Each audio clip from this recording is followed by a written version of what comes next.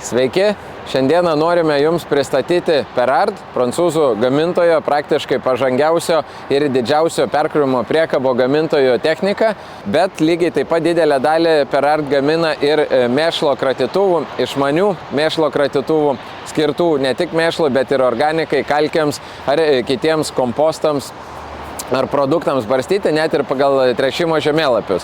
O kalbant apie tai, kad ne tik artėja javapjūtė, reikės didelio pajėgumo greitai surinkti grūdus ir juos suvežti į transportavimo priemonės, bet lygiai taip pat vyksta sėja ir Perard perkrovimo priekabos gali būti panaudotos ir sėklos atvežimui į lauką, sėjamosios greitam užpildymui ir gali būti panaudotos greitam trąšų pristatymui, kad ir prikabinamus Sky trąšų barstytuvus.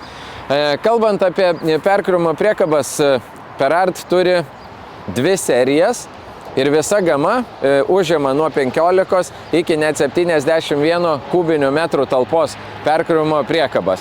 Tai turim X-Flow V formos kėbulą, bet iš abiejų pusių, kur didžioji dalis grūdų savo eiga subyra į iškrovimo sraigę, ir turim mašinas Interbene, tai labiau kompaktiškos į 3 metrus transportinį plotį telpančios priekabos, kurios gali būti transportuojamos pakrautos kaip normali grūdinė priekaba, kad ir 50 km/h greičiu. Tai X-Flow gama viso yra modeliai vienos ašies, tai 15 ir 19 kubinių metrų. Tada mes turime X-Flow 28 ir 34 kubinių metrų talpos mašinas 2 ašių. Ir tada 64 ir 71 kubinių metrų talpos X-Flow variantai jau būtų 3 ašių, iš kurių, aišku, 2 būtų vairuojamos. Kalbant apie šis, mes galime turėti arba linginę amortizaciją, arba hidraulinę.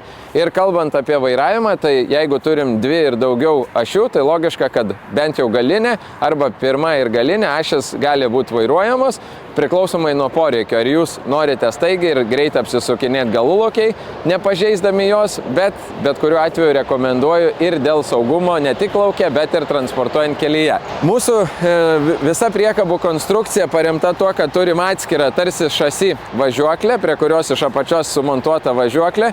Iš viršaus mes turime sumontuotą būtent perkrovimo priekabos kėbulą. Ir visada dvigubas rėmas, nepriklausomai nuo modelio, leidžia mums šiandien dienai užsakyti bazinę priekabą ir į ateitį ją tobulinti iki, pavyzdžiui, mumis norimos, ar ne. Šiandien dienai mes matome, kėbulas yra sumontuotas ant specialių tarpiklių. Visa priekaba tam tikram aukštį atstumė nuo rėmo padėta ant tarpiklių, o tarpiklio aukštis toks, kad jeigu po metų, po 2, po 5 metų sugalvojat, kad norite savo priekabą modernizuoti, jums nereikia iš principo nieko keisti konstrukciškai, užsakome kitą visą komplektą svėrimo sistemos ir vietoj tarpiklių įsideda celės, terminalas į traktoriaus kabiną ir jūs turit puikų svėrimo agregatą iš karto integruotą į jūsų mašiną. Svėrimo sistemos gali būti 2, gali būti variantas paprastesnis tik tai su monitorium kabinoje, su minimalia apskaita, arba DG500, kur galėtumėt net ir nuotoliu stebėti ir savo grūdų parametrus, savo derliaus, nuimto derliaus, nukulto, supilto į priekabą tonažą. Lygiai taip pat saugiai užpildydami, neperkraudami ir transportavimo sunkvežimio ir priekabų, kurie jau veža grūdus į ūkį, į elevatorių ar į uostą. Kalbant apie apatinę rėmo dalį, kaip minėjau, tai gale turim bet kokiu atveju amortizuojančias važiuoklės. Priekyje mes galim turėti arba fiksuotą, arba kaip čia turim papildomai įrengtą grąžulo amortizaciją. Tai operatoriui maksimalus komfortas, traktoriui ir priekabos komplektui maksimaliai didelis stabilumas, tai net jeigu lauku važiuojam dideliu greičiu iki javų kombaino, mes neduodam bereikalingo streso nei traktoriaus prikabinimo kabliui, nei priekabos kėbului ar važiuoklį. Iškrovimo sraigės, pažiūrėjus į sraigės diametrą, matom, kad tikrai turim didžiausio praktiškai našumo daiktą šioj kategorijoje. Tai X-Flow mašinos gali turėti 10, 15 arba 25 kubų per minutę iškrovimo našumą. Tai jeigu, kaip pavyzdys, 34 kubų X-Flow mašina, apie 27 tonos kažkur kviečių, jūs galit pakrauti į tas 27 tonas į sunkvežimį per kiek daugiau negu 2 minutės. Tai tokio našumo priekaba leidžia jums greitai suvažinėti iki javų kombainų, pristatyti grūdus į galą, perkrauti lauko gale arba prie kelio privežus į sunkvežimį ir tokiu būdu viena X-Flow mašina gali aptarnauti 2-3 javų kombainus, jeigu turim didelio našumo javų kombainus, jeigu turim gerą derlių laukuose, ar ne, nes bunkeriai prisipildo greitai. Kalbant apie hidrauliką ir apie valdymą, tai priklausomai nuo to, kiek mes papildomos įrangos susidedame, atitinkamai mums reikalingas skirtingas kiekis hidraulinių jungčių. Galim turėti atskirą LS vožtuvą, kur tiesiog nuo traktoriaus pajungiam maitinimą priekabai ir su atskiru valdymo bolteliu valdome tada jau visas priekabos funkcijas. Pagal poreikį, jeigu reikliausiams ūkininkams galim turėti net ir distancinį valdymą, tai tada traktorius sukabinta su priekaba, paleistas darbinis velenas, aktyvuota hidraulika, o jūs kaip operatorius tiesiog vaikštat ir valdot iškrovimo sraigės galbūt padėtį, antgalio padėtį ir turim tobulą greitą tiek sėjamosios, tiek trąšų barstytuvą ar tos pačios sunkvežimio priekabos užpildymą. Kalbant apie, kaip minėjau, apie sraigę, X-Flow mašinos sukurtos taip, kad didžioji dalis grūdų sava eiga subyra į priekabos centrą ir tada priekyje įstrižai sumontuota iškrovimo sraigė visus grūdus išneša be papildomo dugninės sraigės pagalbos pradžioje. Mes turim hidrauliškai valdomą sklendę ir iš operatoriaus kabinos matome skalę, tai operatorius žino, iki kokio lygio atidaryti iškrovimo sraigę, norėdamas išgauti vieną ar kitą iškrovimo sraigės našumą. Kada baiginėjame iškraudinėti grūdus, mes galim hidrauliškai aktyvuoti dugne esančią pabaigimo išvalymo sraigę, galima būtų taip pavadinti, kuri visą laiką darbo metu įprastai nedirba.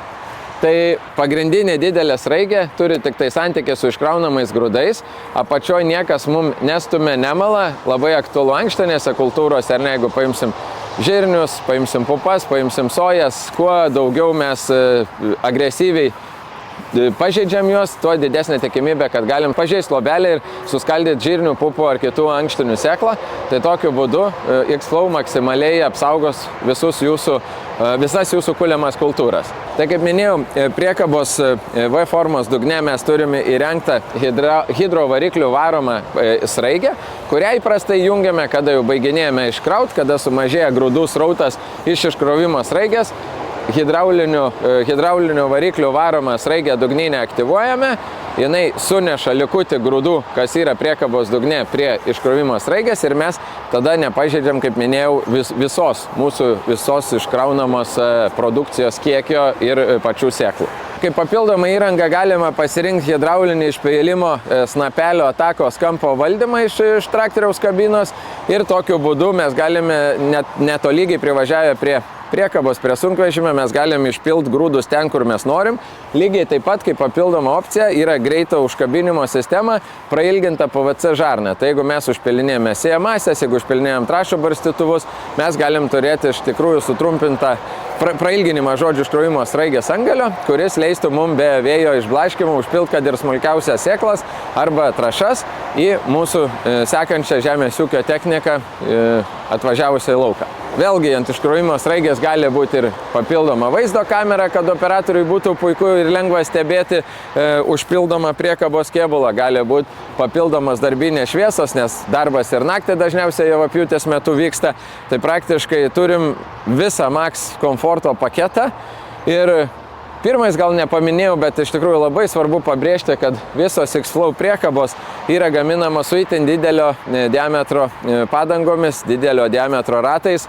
Tai kaip ir čia turim X-Flow 34 kubų modelį su net 865 R32 ratais, kas reiškia, kad turim 4 realiai kratiklinių javų kombaino priekinius ratus. Tokiu būdu mūsų dirva bus minimaliausiai suspausta. Vėlgi, kaip papildoma įranga gali būti montuojama, kurią aš ir rekomenduočiau įsidėti, tai yra viršutinis priekabos tentas, nes tikrai būna atveju, kada ir lietus užklumpa lauke netikėtai ir galbūt netilpo visas krovinys mūsų į priekabą, į sunkvežimio, sakykime, puspriekabę ir galbūt su pusė priekabos ar su puspilnė priekaba mes turime grįžti atgal į ūkio bazę, ten kokį 15-20 km. Tai tokiu būdu, užsidėjus tentą, jūs saugiai galit pamiršti iki kito ryto ten supiltus javus, nes jie išliks sausi ir švarus.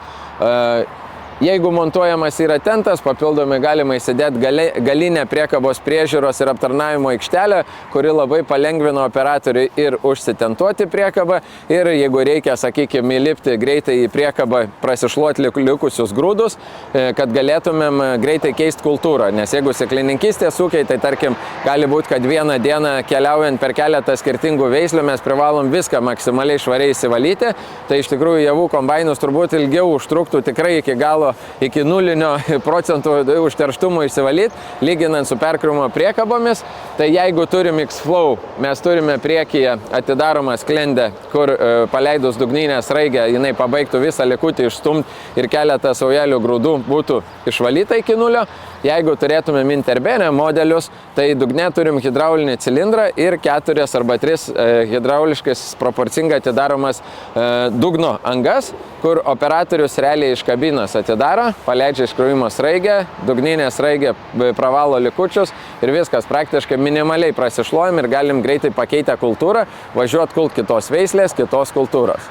Taigi, jeigu ir jūs savo ūkiui ieškote našios, efektyvios perkrovimo priekabos, sėklų pristatymo priekabos, 1, 2, 3, 4 ar net su vikšrinė važiuoklė X-Track arba išmanių mėšlo kratytuvų, organikos kleistuvų, kalkių barstytuvų, drąsiai kreipkitės į mus, East West Agro ir tikrai rasim geriausią per art sprendimą jūsų ūkiui.